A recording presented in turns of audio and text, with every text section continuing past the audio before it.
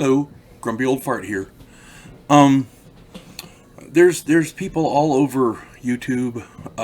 Lots of opinion people. I guess I don't know what you'd call them. I know because I'm one of them. But there's a lot of people who are not happy with the Star Wars movies, the last two of them, and the one that's about to come out. They're the people who are doing them obviously don't know anything about Star Wars. They're not carrying the story forward in a way that makes sense. They're not. They're just. I don't know. I don't know what you'd call it. All I know is that the writing for the characters, the story development, the plots, nothing is nothing is at the caliber of episodes 4, 5, and 6 from the 70s and 80s, or even the prequels from I don't want to say it was the early 2000s, episodes 1, 2, and 3. We're we're being force fed a social justice warrior mentality shit sandwich. I don't know any other way to put it. And when we complain, they lash out at us about, well, you're a sexist, or you're a, whatever. You're toxic masculinity, or whatever.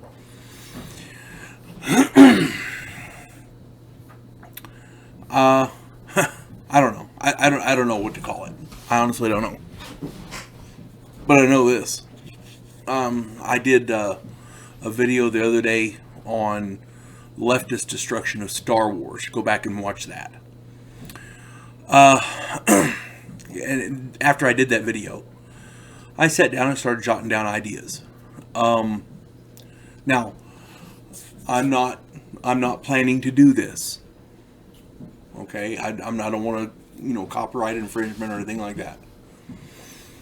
But these are not my characters, and some of the original ones are, but no, the people like Luke Skywalker and those, they're not my characters. It's not my world. It's not my universe. George Lucas created it, and he's got these other people running it.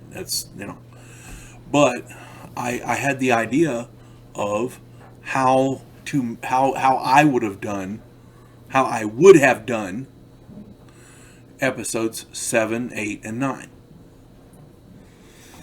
Strikes me. Well, now before I get into this, let me explain to you. They had a wealth of wonderful stories to choose from. After Return of the Jedi, and even before that, they had tons of books that people were writing. Good quality writers, and they were putting out good stories, really good stories for Star Wars. Okay, and they could have went with any of those. There's as it stands right now, they've organized all of these into a book timeline, for lack of a better word, and they're really good. I've got two of them here, two of my favorites, and I want to show them to you. I want to plug these books because they're really good. These are the first books in a series. Okay. This one's Betrayal. Aaron Alston wrote this one, and it's really good. Okay. This one deals with Han Solo and Princess Leia's kids. They're twins, Jason and Jaina Solo. Jaina is the good twin, and Jason is the bad twin, and I'm not going to get into the storyline, but it's really good, really well written. They had a number of people contributing to this, helping with the writing and doing this and that. Really good stuff, quality stuff. They could have made this into a really good series. The next one is the one after this. I'm not sure if it's directly after or whatever, but the point is this is after this one. This is a later version, and it's a different story. This Outcast is the first one. Aaron Alston wrote these as well. Great author. Anything they do, just eat it up because they're good.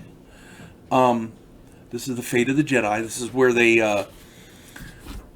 they end up Luke Skywalker goes on a quest to find out what went wrong with Jason. Okay, and they go to all these different places and have these adventures and meet a bunch of different people, and it's really good. But my point is, there's lots of stuff out there that they could have taken from. So we weren't limited by what they were writing. Okay? Now, if I were going to do episode 7, 8, and 9, and if I were to...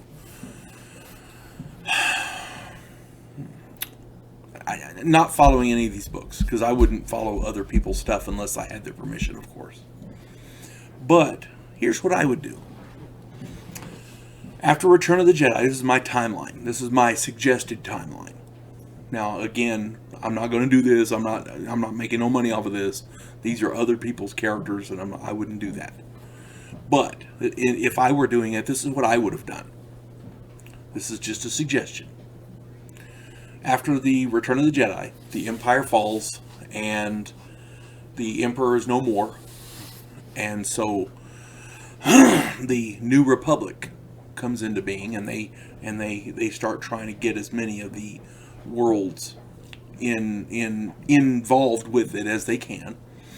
And of course, there's political turmoil there, which will give Princess Leia and Han Solo lots of stuff to do, because she's not sitting on her backside while all this is going on. She may train somewhat with Luke to be a Jedi, but I see her more as a politician. I mean, that's just me. So, the rest of the group, Lando Calrissian, Chewbacca would of course be at Han Solo's side, just like always.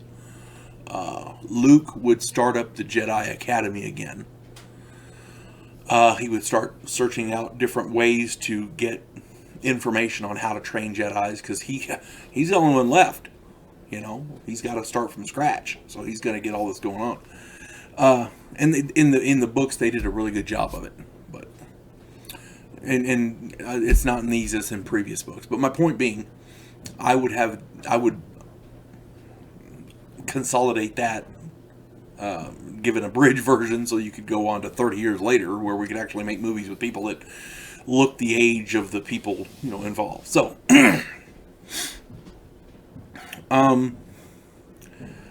during the course of this time, where Luke is reestablishing the Jedi and the New Republic is trying to, assert itself, there's a group of dark side Force users who have, now my son watches them. They're an animated series. I think it's the Clone Wars. It might have been Star Wars Rebels. Anyway, they were called Inquisitors, and apparently these are canon. And if they are, then we can use them. So I figure we'll use them in here. There's a bunch of these Inquisitors that are left over, and after Palpatine falls, they've got nobody to lead them. Vader's dead. Palpatine's gone, so they basically take what ships they've got, a few Star Destroyers, maybe some with cloaking devices, and they zoom off to the far reaches of the galaxy and hide out. And they start trying to become Sith. Now, these people are just Inquisitors. They're I guess technically they're dark side Force users, but I don't know if they'd be considered Sith or not. I've not watched the animated ones. My son could tell you all about them. But my brain working is these people weren't trained to be Sith, because Darth Sidious, Palpatine, wouldn't want them to be. So he'll train them to be dark side Force users and like that, but not actual Sith per se. Now, that being said, these people are trying to recreate the Sith. And I figure a half dozen of them or so. And they start bringing in students to teach. Now, in my mind, if somebody were to do that, they want to recreate the Sith and bring them back to prominence in the galaxy. They couldn't announce themselves right off the bat. They'd have to do it in secret. So, I would if it were me, what I would do would be figure out which one's going to lead them, and the rest of them become teachers. And each one of them take 3 or 4 apprentices, and through the course of their training, weed out the weak ones and get the strong ones. Once these apprentices get trained up to the point to where they can become, I guess, equivalent to a Jedi Knight, whatever that is with the... I mean, they have a word for it in these other books, but I'm not going to use it. Whatever would be equivalent to a Jedi Knight, they send them out into the galaxy secretly and say, stay under the radar. We'll contact you when the time is right. Stay under the radar. Find you an apprentice. Teach them. Let them go out. Same thing. And that way, there's tendrils, I guess, for lack of a better word. There's a group, underlying group of Sith that are teaching other people. The ultimate goal being to have groups of Sith on different planets secretly throughout the galaxy. That way, when the time is right, you've got an army and you can use them to come and do your thing. Now, some of these Sith obviously would want to make allies with criminal organizations,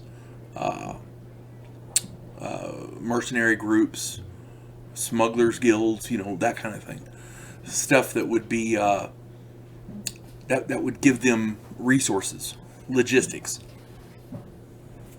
Now, as for actors and actresses, my wife is big on this. She'll when she's writing a book, and I've gotten into the habit too, because it does help when you can imagine your character that you're writing about.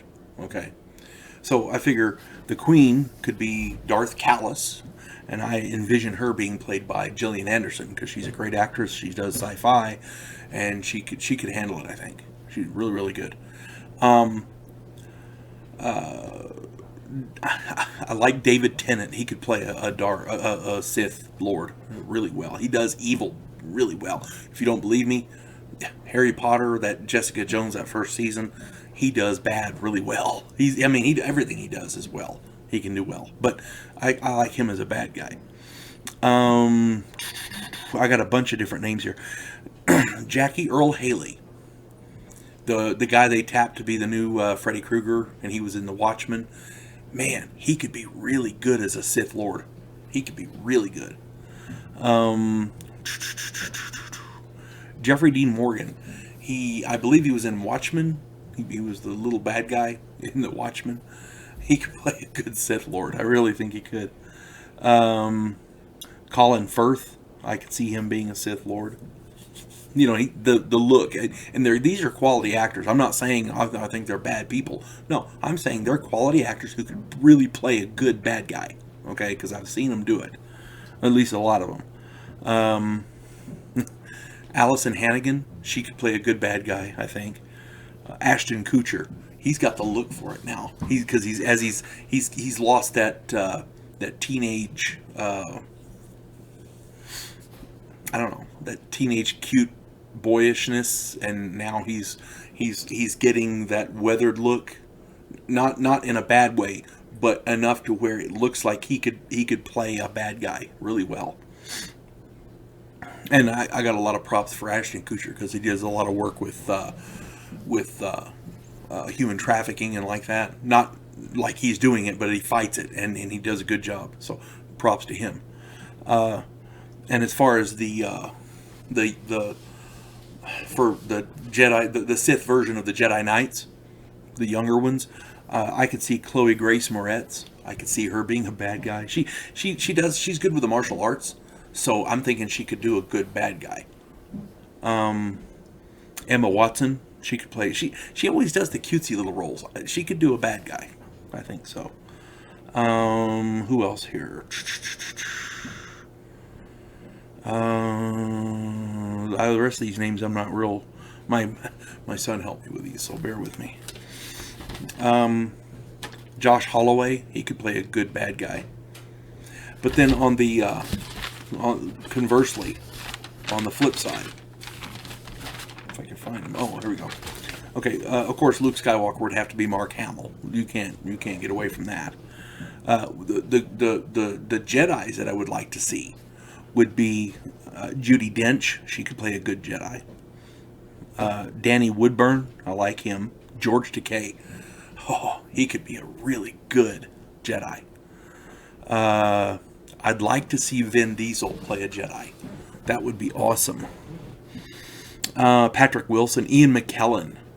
He would play a good Jedi.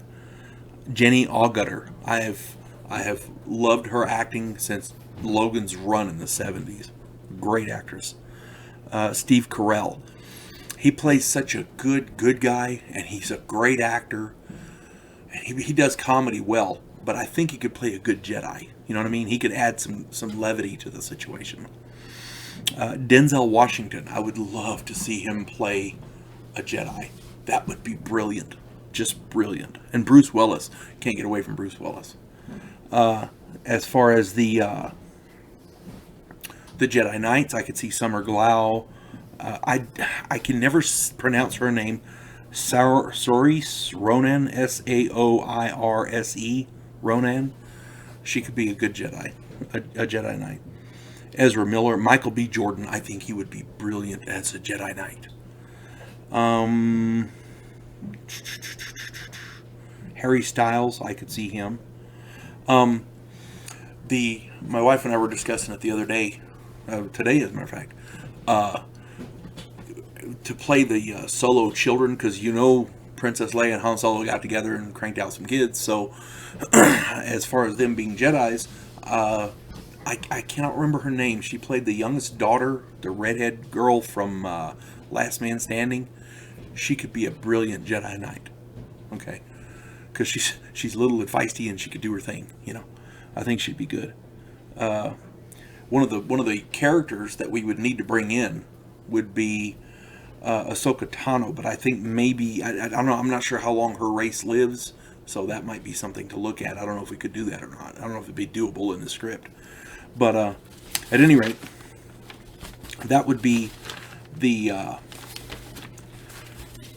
character list. Now, as far as the plot goes, the Solo kids and some of their helpers, some of their friends, and other Jedi Knights that are with them.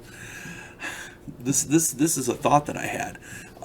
Since Han Solo and Princess Leia are busy at doing the political stuff, one of their kids could use the Millennium Falcon to get around, and their little group could be nicknamed the Millennium Knights.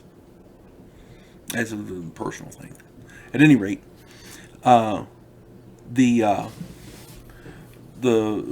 Sith at this point would be doing something along the lines of securing supplies, logistics, weapons, and of course, when you secure weapons, there's a paper trail. There's some sort of somebody will notice, and of course, they send these Jedi Knights out to investigate. And that's how the Jedi would get onto the plan of the Sith, and they'd have to have a battle in Episode 7 to get onto the situation, to develop the thing. Episode 8 would be, you'd get more into the Sith, who all's involved, what they're doing, that kind of thing. But see, you could do something like that, and it would have been wonderful, instead of this crap that they did. I don't want to get too far into this because it's not, like I said, it's not my story. I'm not writing it, but I'm using this as an example. There was so much they could have done, so much they could have done. Literally, the universe was wide open to them. Okay, they had an entire galaxy to choose from, and they went with that. What can you do? But those were the ideas that I had, and if anybody has any better ones, you feel free to put them in the comments. So we're not making no money off of this. I'm not doing any copyright infringement, but I'm just saying we're not professional writers. We don't work in Hollywood, and if we can come up with better stuff than they did, why are they getting paid hundreds of millions of dollars to do it? If you go back and watch that video, Leftist Destruction of Star Wars, there's a sentence in there. They're doing it on purpose. They're trying to destroy, ultimately, America, but they're doing it through entertainment. They have to destroy all the male icons. It's this whole social justice warrior crap. And in the meantime, we get stuck with that crap for Star Wars. So, you folks have a good day. God bless one and all.